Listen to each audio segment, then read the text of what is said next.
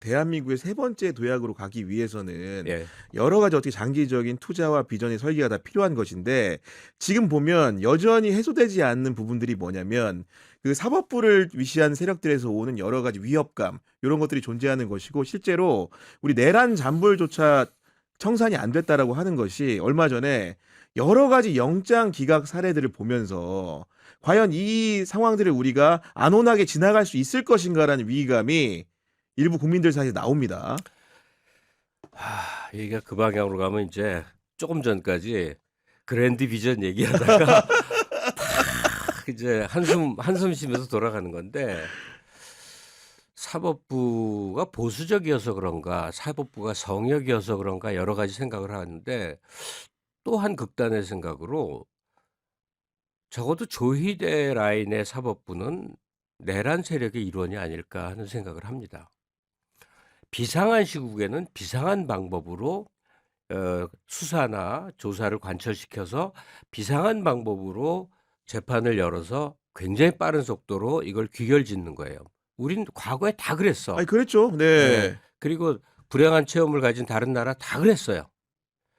근데 지금 이거는 막 거의 평범한 일상처럼 전직 대통령이 뭐 재판에 나오네 안 나오네 뭐 하여튼 뭐 새삼 설명할 필요 없이, 그렇죠. 네. 예, 무슨 까불이 같은 음. 재판관이 그 뭐 노는 건지 무슨 뭐 하는 건지 모를 재판하고 있고, 이 진짜 이 황당무계한 사태를 들여다보면 첫째는 속이 터지지만, 제가 그래서 궁금해서 많이 물어봤어요. 아 주변에. 예. 방송 진행하는 친구들이. 그래서 그 친구들이 자기 방송에서 녹여서 게스트한테 질문을 하게끔 해 봤어. 그랬더니 다 내 얘기가 틀리대. 그러니까 내 얘기가 틀렸으면 좋겠어요.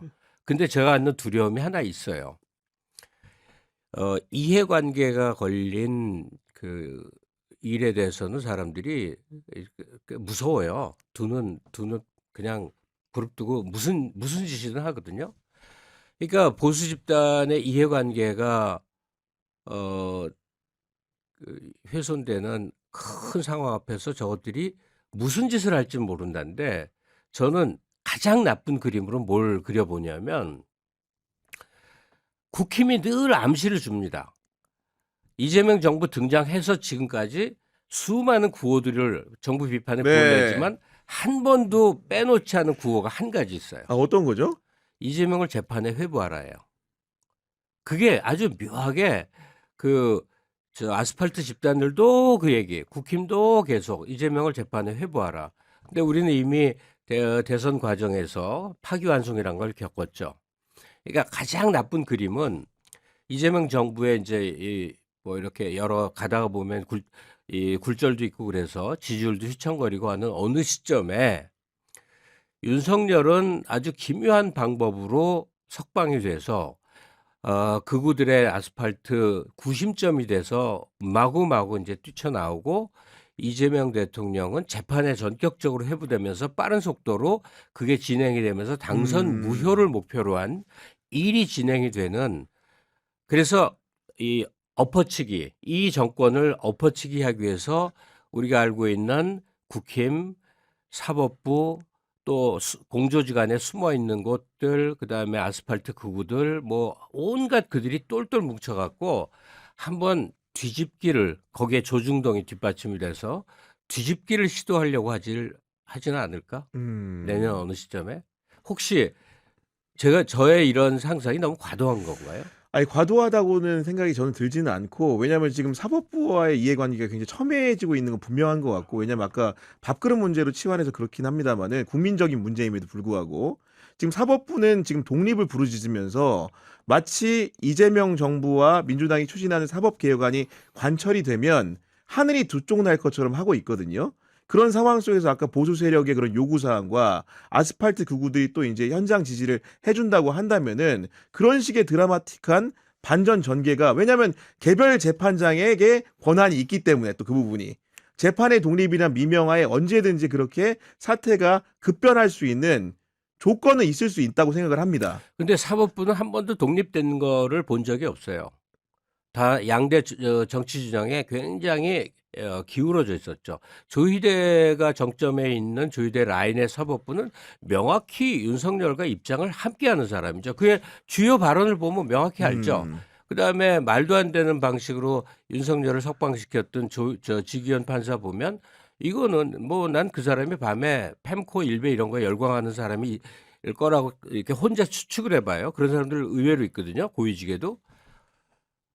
그 사람도 명확히 윤석열의 줄을 선 거죠. 어쩔 수 없어서 지금 그냥 이렇게 진행을 하지만 윤측 변호인들, 김용현 측 변호인들의 말도 안 되는 얘기들을 다 받아주면서 그래서 사람이 좋아서 그러겠어요? 그쪽 에다 힘을 실어주는 거죠. 그러니까 저는 그냥 그들을 진압되어야 될 내란 세력이라고 봅니다.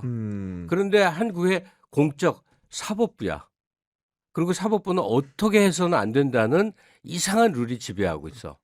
그러니까 행정부의 장은 국민들이 탄핵도 시키고 마음대로 내쫓기도 손볼 수 하는데 있는데 국회의원들이 일상적으로 감시하고 해다 안 되면 낙선시켜서 내쫓는데 아니 이 판사들은 도대체 뭐길래 시대에 역행을 해도 자기 그 고객일 수 있는 변호사들하고 룸살롱을 헤매고 다녀서 술을 처먹어도 예규에 어긋나는 괴상한 재판을 해도 아무도 건드릴 수 없는 이건 정말 끔찍하게 잘못된 거죠.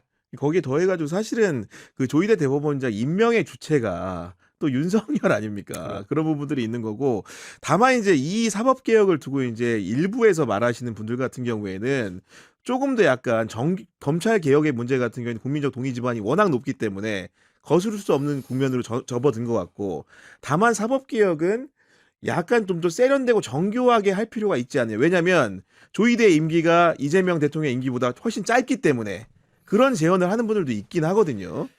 아, 지금 하나의 사례를 들게요. 내란 전담 재판부 신설 같은 거예요. 아마 그거를 관철시키면 일단 정권 지지율에 엄청나게 이제 지장이 올 겁니다. 휘청할 겁니다. 그럼에도 불구하고 밀어붙여야 되는가 말아야 되는가. 일단은 그걸 들이미는 게 맞다고 생각돼요. 왜냐하면 현 재판부가 얼마나 엉망인지에 대한 인식이 광범위하게 이해되고 있으니까 말이죠. 그래서 끝끝내 내란 전담 재판부를 수립한다 만다 이걸 어떻게 정할까요? 정하는 방법이요. 예. 제 마음은 무슨 일이 있어도 그걸 해야 된다고 생각해요. 하지만 그 결정과 판단은 플레이어들한테 맡겨야 된다고 생각이 들어요. 민주당에서. 네. 그다음에 용산과 오가는 정무수석도 존재하고 하니까 그렇죠. 네. 집권 권부에서 최종 판단을 하면 그 판단에 따를 거라고 생각이 들어요. 왜? 우리는 플레이어는 아니에요. 지지자이고 압력을 가하고 영향력을 행사할 수는 있지만 그런 80만 혹은 100만의 일원이지 직접 플레이어들이 내리는 최종 결정에는 승복을 해야 됩니다. 이거는 제가 정당의 모습을 많이 봐왔지만 과거 어느 때보다 다르게 지금의 민주당은 나름 결연하고 나라를 바로 세우고 우리가 이제 앞으로 나아가야 된다는 거에 대해서 이렇게 의지가 충만한 경우가 없어요. 근데 그 개별 구성원들 중에 못마땅한 사람이 있겠지. 사람은 여러 모습이니까.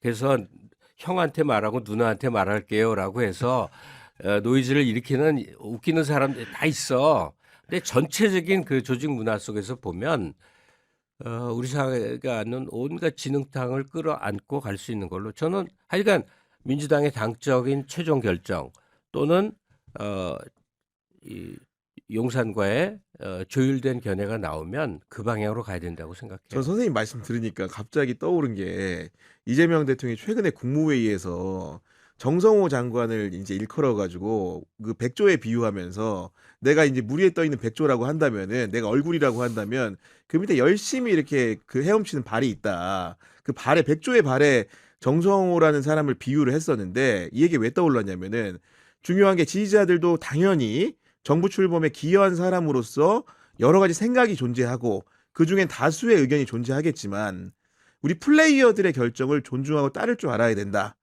이 부분에 대한 생각에 대해 가지고는 아직도 이제 뭔가 정립된 무언가가 없어 보여서 그 얘기가 굉장히 새롭게 들렸거든요.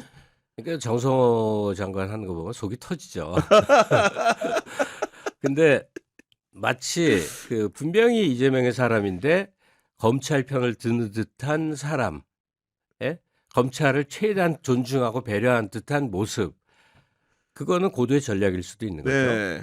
뭐 대표적인 게 김병기 원내대표죠. 김병기. 예. 뭐 보니까 쇼츠에 김병기를 그냥 천하의 역적으로 막 몰아세우는 그런 거 많더라고. 그럴 리는 없죠. 그리고 김병기가 뭐 바본가? 다만 이제 노선과 선택에 있어서 좀 내 마음 같지 않은 그런 것들이 이제 계속 보일 거란 말이에요.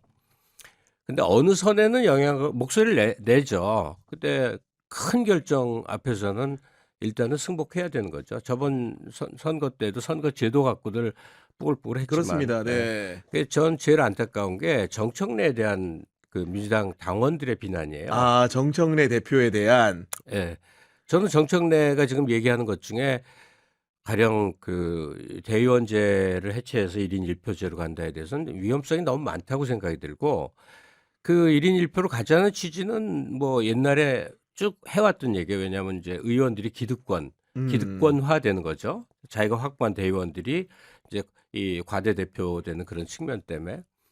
근데 그렇다면 사실 이재명이라는 당 대표를 정점으로 해서 구성돼 있는 현 저 집권 현직 세력. 국회의원이나 네. 또는 저 지구당 위원장, 음. 이런 라인과 그들에 의해서 선발된 대의원들이 과연 배척해야 될 기득권 세력이냐? 난 이런 점에서는 의문이 가요.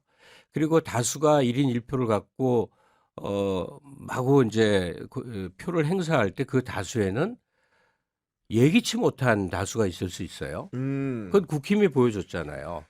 뭐 민주당의 통일교가 들어와서 횡포를 종교 부리진 집단이 않겠지만, 예를 들면 예, 뭐 네. 그러지는 않겠지만 등등 해서 1인 1표제만이 지고지선한 그야말로 민주주의의 그 완성은 아니거든요. 우리가 대의제 민주주의를 하듯이 똑같아요. 그래서 그런데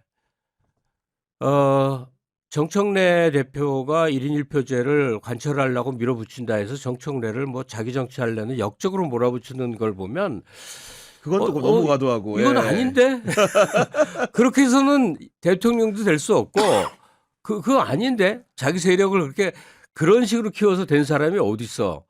DJ든 노무현이든 다 감화 감복을 받아갖고, 난 죽어도 이 사람이 되도록 한번 이런 건데, 그러니까 그 너무 심한 그 의심과 그다음에 너무 쉽게 함부로 내뱉는 그 비난들, 네. 이거에 대해서 좀 안타까워요. 자중할 필요가 있다 말씀해 주신 예. 거고, 그 정청래, 김병기 이렇게 말씀해 주셨는데 정성호 장관 얘기도 잠깐 했고요.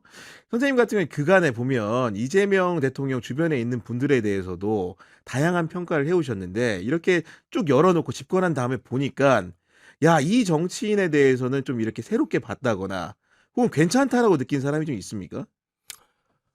아이고 뭐 한 사람만 꼽기는 너무 많아요. 그러니까 그냥 특정인을 꼽지는 않겠고요. 지금 민주당에 얼굴이 자주 보이는 사람들, 뭐 이런 유튜브에도 나오고 하여튼 자주 보이는 사람들은 한 나라의 국회의원이 그쯤 하면 된 거예요. 대단히 능력이 있어요. 근데 안 보이는데 또 그렇죠. 숨어서 하시는 하는 분도 사람도 있겠죠. 많더라고요. 그러니까 사람들이 이제 이래도 정치인 비난 저래도 정치인 비판, 그건 뭐 동네북처럼 하는 건 뭐 이해를 가는데, 사실은 정치 집단이 제일 깨끗한 편이거든요. 그 정치 후원금 받기 시작한서부터, 아니 예전에 정치 후원금 없을 때는 자기 돈으로 아니 정치했어야 그러니까요. 됐잖아요. 네. 그러면 그 자기 돈이 어디서 나와요? 검은 돈에서 나오거든요. 그리고 검은 돈의 제공자의 뒤를 봐줘야 되는 게 국회의원의 당연하겠죠. 숙명이었어. 네. 근데 지금 적어도 민주당에 그건 못할 거거든. 그걸 못할 거야. 그러니까 대중이 참여해서 후원도 하면서 자기 의견도 내면서, 그리고 이런저런 캐리어를 통해 볼 때도 지금 민주당 구성원 정도, 그러니까 지고지선한 최상의 정치인상을 너무 그리진 말자고. 네. 그래서 지금 정도의 사람들을 이끌고 우리가 긴 미래를 설계할 만하기에는 뭐 매우 매우 좋습니다.